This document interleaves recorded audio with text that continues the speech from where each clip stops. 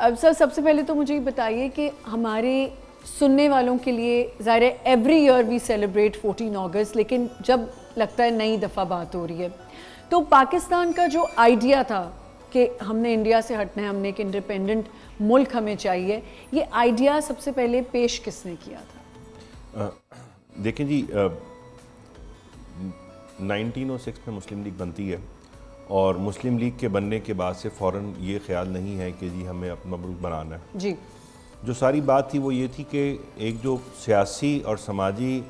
حقیقت تھی وہ یہ تھا کہ ہندوستان کے اندر سب سے بڑی جو آبادی ہے وہ ہے ہندوؤں کی، اور سیکنڈ نمبر پہ جو لارجسٹ آبادی ہے یا لارجسٹ مائنورٹی ہے وہ ہے مسلمانوں کا جو 1906 میں ریشو ہے تقریباً وہ آبادی کا 23 to 24% of the total population of subcontinent at the time. اب اس کے اندر برٹش انڈیا بھی ہے اور انڈیپینڈنٹ اسٹیٹس بھی ہیں. تو وہاں سے اسٹرگل شروع ہوئی اور ایڈمنسٹریٹیولی جو معاملات ہیں وہ پہلے چلتے رہے کہ جی مسلمانوں کو پراپر جابس ملیں، پراپر ریپریزنٹیشن ملے، تمام اکنامک اپرچونیٹیز ملیں، پڑھنے لکھنے کا طریقہ ملے. لیکن جب وہ نہیں ہوا، جب نہیں ہوا اور ریجیکشن ہوتی رہی، نہرو رپورٹ میں بڑی مایوسی ہوئی کیونکہ اس کے اندر مسلمان جو تھے وہ مل کے کام کر رہے تھے. ایک آل پارٹیز کانفرنس بلائی گئی تھی کانگریس کی جانب سے جس کے اندر کہا گیا تھا کہ مل کے بیٹھ کے بات کرتے ہیں. پھر اس کے بعد قائد اعظم نے 14 نکات دیے، وہ ان کو سمجھ میں نہیں آئے. نہرو رپورٹ ہمیں سمجھ میں نہیں آئی. پھر الہ آباد ایڈریس ہے، الہ آباد ایڈریس کے اندر علامہ اقبال نے بڑا کلیئرلی بولا کہ جی یہ جو ویسٹ کے 4 صوبے ہیں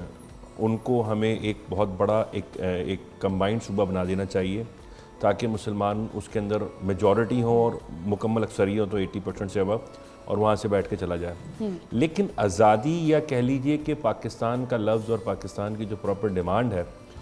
وہ 1933 میں ناؤ اور نیور جو ایک پیمفلٹ لکھا تھا چودھری رحمت علی نے انگلینڈ سے، وہ اس کے اندر بہت ہی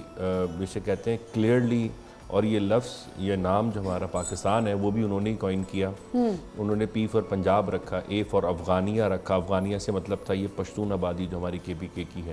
کے فار کشمیر رکھا، آئی فار اسلام رکھا، ایس فار سندھ تھا، اور بلوچستان فار تان. تو پاکستان کا یہ پورا جو میننگ ایکچولی انہوں نے یہ جو علاقہ مانگے، یہ 5 علاقے تھے سمجھ لیجئے، پنجاب، سندھ، بلوچستان، کشمیر بھی تھا اس کے اندر، اس میں بنگال کا ذکر نہیں تھا. تو اس کے نام وہاں سے آیا. مسلم لیگ نے آفیشلی تو اس ڈیمانڈ کو ایکسیپٹ اس طرح سے نہیں کیا کہ مسلم لیگ نے آفیشلی اس کو کیری نہیں کیا 1933 کے اندر، اور وہ ہندوستان متحدہ ہندوستان کے اندر رہتے ہوئے انہوں نے کہا کہ ہمیں حقوق دیے جائیں، ہمیں صوبے بنائے جائیں. اور یہ تھوڑا سا اس طرح سے بھی ڈیلے ہو گیا فردر کہ 2 صوبے بن گئے تھے 1955 کے اندر، سندھ اور NWFP.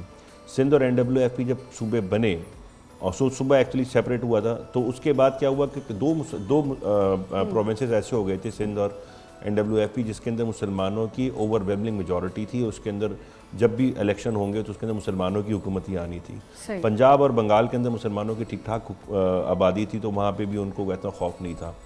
تو چلتا رہا معاملہ. پھر 37 سے 39 کا جو معاملہ ہے اس کے اندر الیکشنز ہوئے 37 میں، 37 میں